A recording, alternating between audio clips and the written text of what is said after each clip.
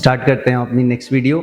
देखिए अगर आप ध्यान दें इस इंटीग्रल के ऊपर तो यहाँ पर तीन tan की टर्म है जो आपस में मल्टीप्लाई हो रही है। आपको पता है मल्टीप्लिकेशन का कोई भी रूल इंटीग्रेशन के अंदर नहीं है, ना डिवीजन का है।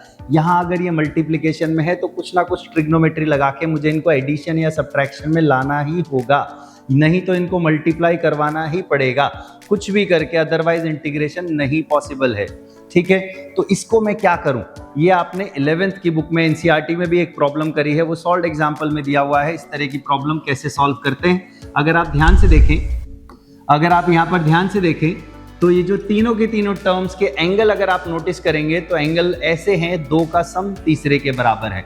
तो हम ऐसा लिख रहे हैं इसको, tan 3x is equals to, बोलो 3x को क्या एक्सप्रेस किया जा सकता है, x प्लस 2x। देख लीजिए तीनों एंगल कवर हो गए हमारे, x भी आ गया, 2x भी आ गया और 3x भी आ गया।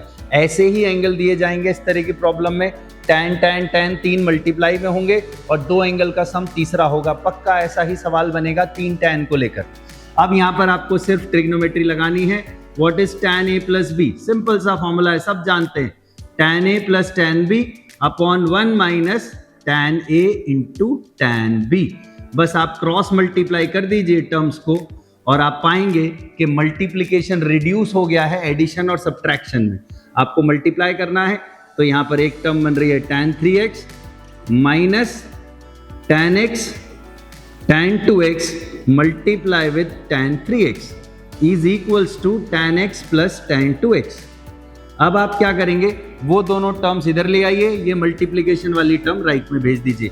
तो कितना मिला, tan 3x minus tan x minus tan 2x, this is equals to tan x tan 2x multiplication with tan 3x। ठीक है, आप देखेंगे ये तीनों जो मल्टीप्लिकेशन में थे वो ट्रिग्नोमेट्री लगाकर एडिशन और सब्ट्रैक्शन में ब्रेक डाउन हो गए हैं। तो इसके बदले हम ये चीज़ यहाँ पर प्लग इन करेंगे और इंटीग्रल इजीली कर लेंगे। अब हमारे पास इनके फॉर्मूले ऑलरेडी हैं, tan 3x minus tan x minus tan 2x। अभी अभी हमने प्रूव किया कि इन तीनों का जो प्रोडक्ट है वो इसके इक्विवेलेंट है, इसके बराबर है। तो हमने वो वाली वैल्यू यहाँ पर सब्स्टिट्यूट कर दी। बोलो tan x का इंटीग्रेशन क्या होता है, minus log mod cos x। याद रखिए कोफिशिएंट से आपको डिवाइड करना पड़ेगा टू काउंटर चेन रूल।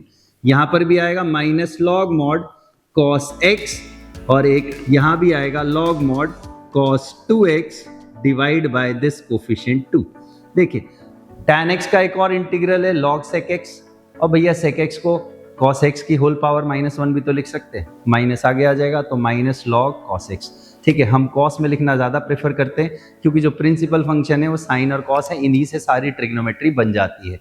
ठीक है, चलिए मिलते हैं आपसे नेक्स्ट प्रॉब्लम में। ध्यान रखेंगे इस तरह की प्रॉब्लम को, अगर 3 tan मल्टीप्लाई में आएंगे तो वहां पर एक चीज नोटिस करनी है, दो एंगल का सम तीसरे के बराबर ही होगा और इसी तरीके से ब्रेक डाउन हो सकते हैं।